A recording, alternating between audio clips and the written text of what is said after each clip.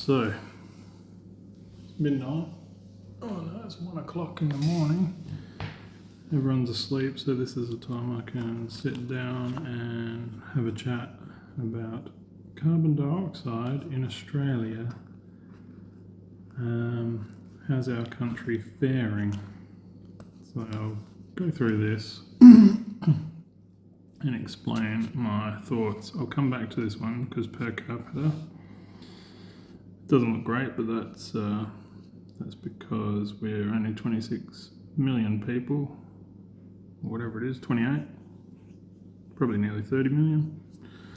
But anyway, come back to that one. The annual CO2 emissions in Australia are 400 million tonnes. And that looks terrible until you do this. Boom, Australia looks like nothing now compared to the world. And I'll let you go in and you can compare us to Asia and America and India.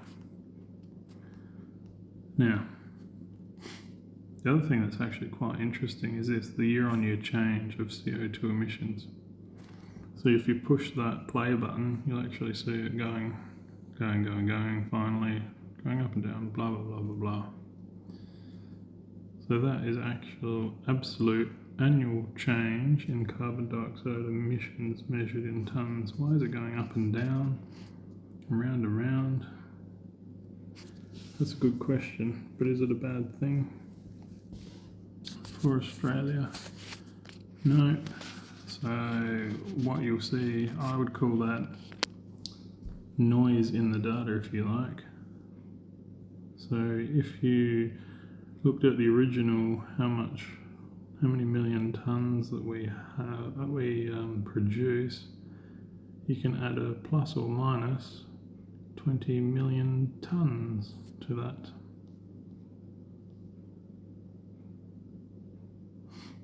So,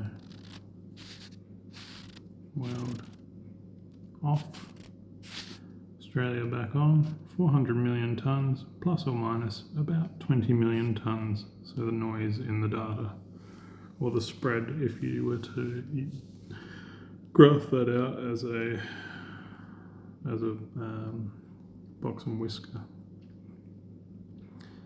Cumulative, how much CO2 have we produced to date? Again, go in there, compare us to the world or other countries. Australia is nothing. So why are we so zealous in net zero? It's going to kill our industries if we go to net zero. This is, consumption based. Anyway, you can have a look and read into that yourself. It's not that exciting. Australia's share of global CO2 emissions. So this graph makes us look wild. Look how steep that curve is, but then cast your eye to the left. Australia sits at about 1% of total greenhouse gas emissions. 1%. If Australia went net zero tomorrow, it would actually do absolutely zero, nada, nothing, zero, completely nothing at all to the climate change crisis that we're led to believe there is one. Anyway,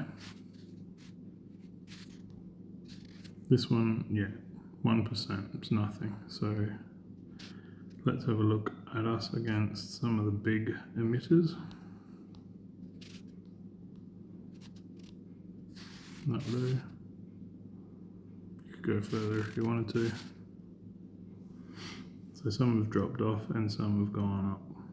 Little old Australia is right down the bottom, nearly hugging the x-axis. So, if Australia does nothing at all, we'll be more prosperous. If we do more and get to net zero, we will shoot ourselves in the foot. Alright, what percent is based on, or how much is used by of the emissions are from each industry?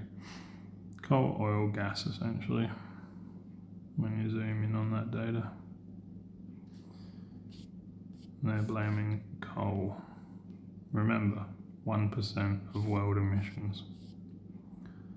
So this is actually interesting. This will explain the time point of when your power bills became expensive. If we zoom all the way across, when did we stop using coal? Basically around 2007, 8, 9, probably 2008 to 10. 10 we stopped using coal. So 2010, what happened around 2008? The millennial drought.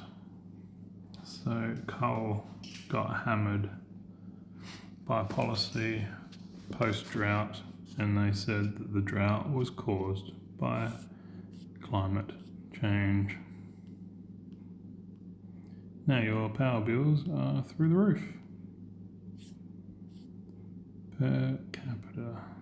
Okay, yeah, that's interesting as well. That'll show something very similar to the other graph. Now, this is actually really interesting. So, greenhouse gas emissions by sector, they're blaming agriculture as the second highest emitter. Now, remember, we export 70% of what we produce, so who gets that carbon tax? Is it us, or is it the person that consumes it? Good question. But even more interesting than that fact is if you go down a little bit further, you look at methane. How much does each person emit? Let's say Oscar the Grouch emits a fair bit because he talks a load of bullshit. But if you look down here and you look at agriculture, wow, it's the biggest. Nearly 80 million tons of methane.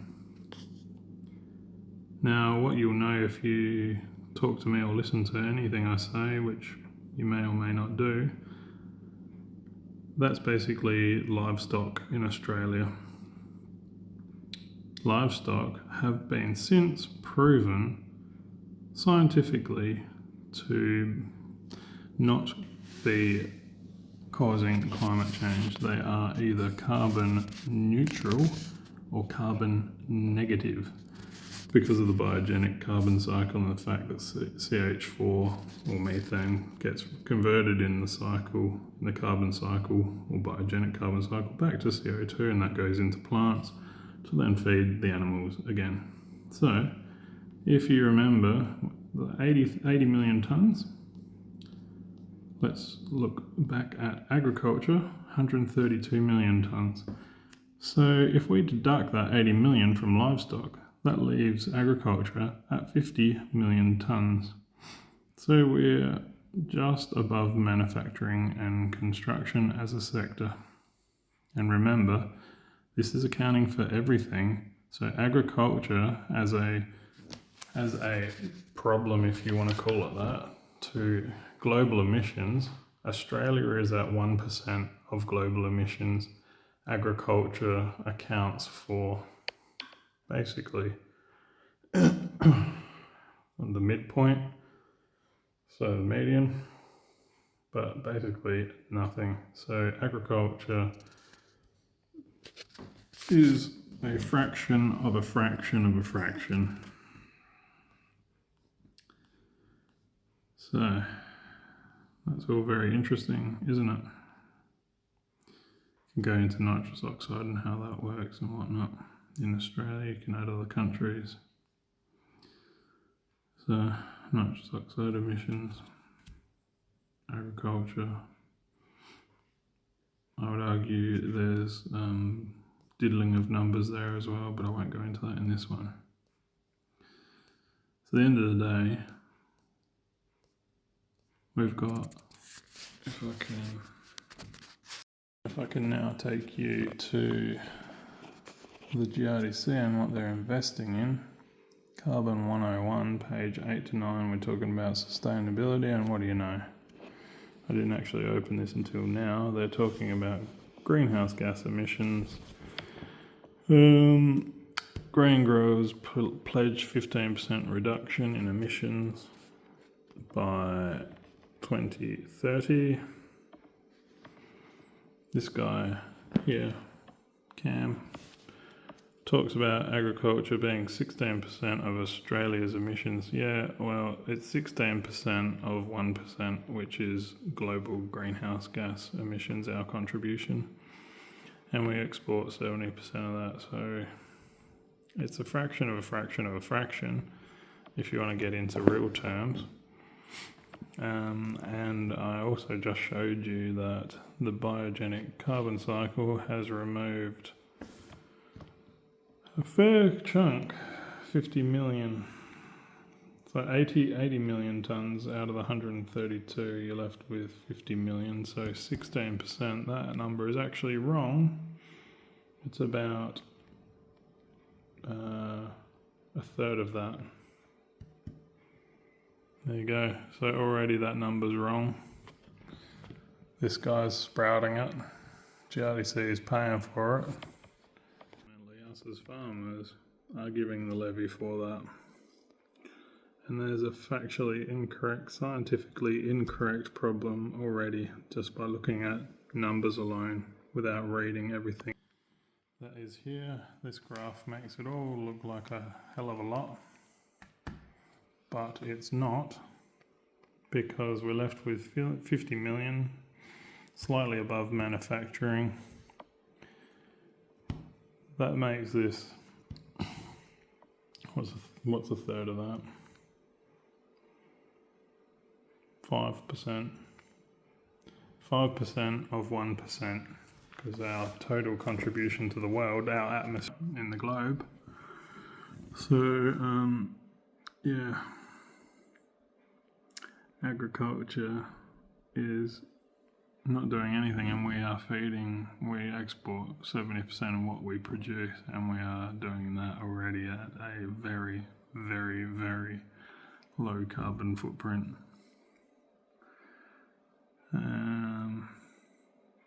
Yeah. And the GRD, God, I've just looked at this.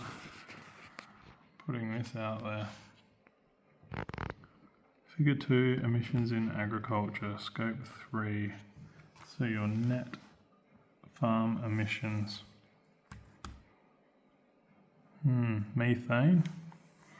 We've just explained why methane and the biogenic carbon cycle, this needs to be taken out immediately. Urine needs to be taken out. Dung needs to be taken out. Fertilizers, yeah, we'll give you that one.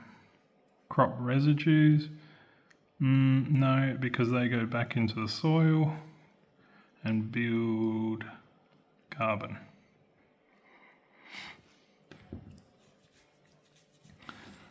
Energy, lime, urea. Yes, some goes down into the soil. Hopefully we're not paying for it to go into the atmosphere and the plants are utilising it. So, I don't know, that's a bit dubious in this equation. Annual change in carbon stocks on the farm, new sequestration, trees, soil. So this is absolute bullshit. And I've just shown you why it's bullshit. And our money as growers is going to fund flogs like this.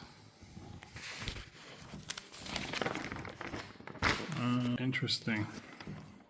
Where's the other pages?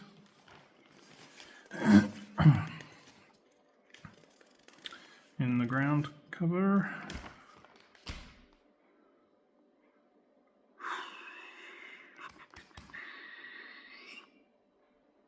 Sustainability is 8 to 9 and climate is 16 to 17. Well, I just did sustainability.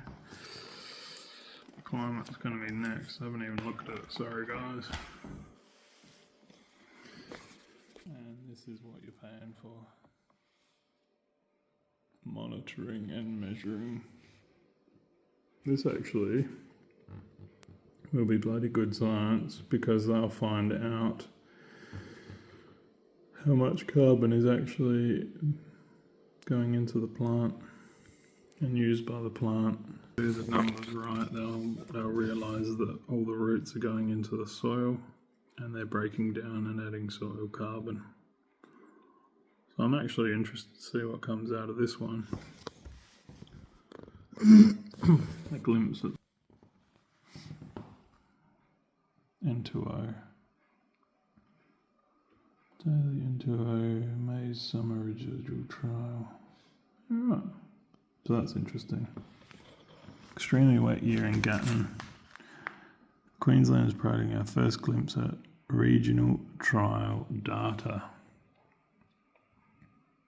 Consistent with previous studies, nitrous oxide emissions are extremely episodic, driven mainly by large rain events that lead to saturated soil conditions.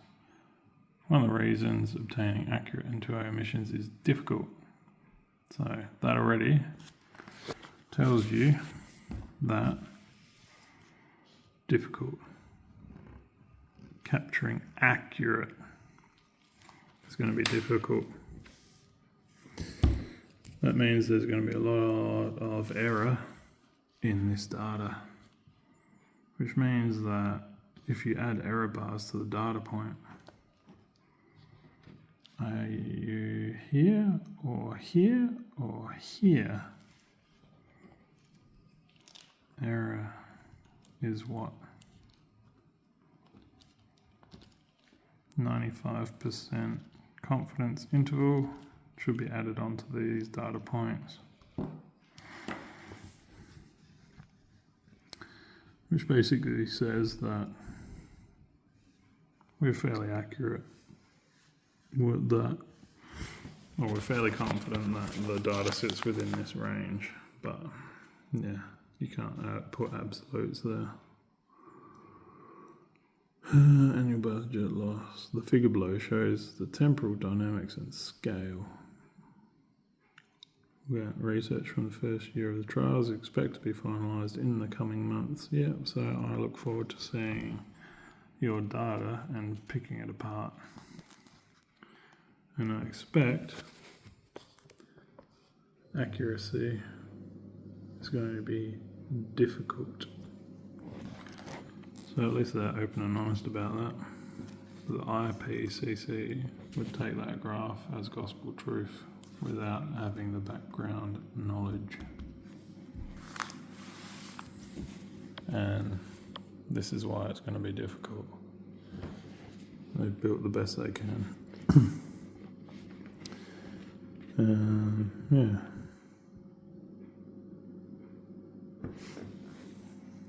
Emissions experiment, 24 the first 2 years. Fieldwork got underway at 5 trial sites. This fieldwork involved measuring emission rates from crop residue decomposition across a range of Australian crop types, climates and soils. Okay, so they're measuring decomposition in these little boxes. They need to be then looking at the microbial activity, because soil microbes, worms, invertebrates, all sorts of different things, and they drag it down into the soil as well. So let's hope they're not just measuring what's gassing off, but they're also measuring what's being sequestered. And they're actually doing it properly, which is going to be hard because, as I've said, it's going to be very hard getting accuracy. Their own words, this is one reason obtaining accurate N2O emissions is so difficult.